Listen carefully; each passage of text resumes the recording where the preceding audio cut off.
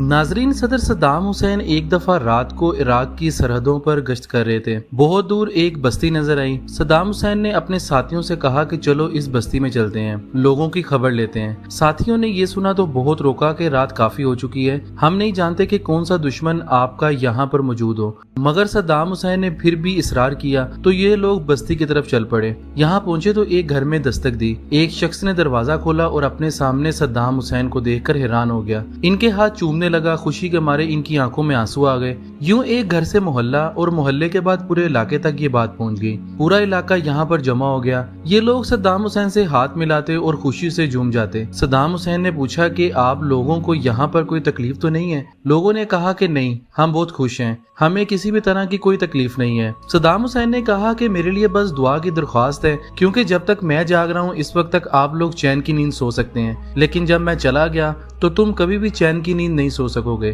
तारीख गवाह है कि सद्दाम हुसैन के जाने के बाद इसके ये अल्फाज बिल्कुल सही साबित हुए, क्योंकि जब सद्दाम हुसैन जिंदा था तो इराक, शाम, यमन, बल्कि यूं कहेंगे पूरा अरब सुकून की नींद सोता था।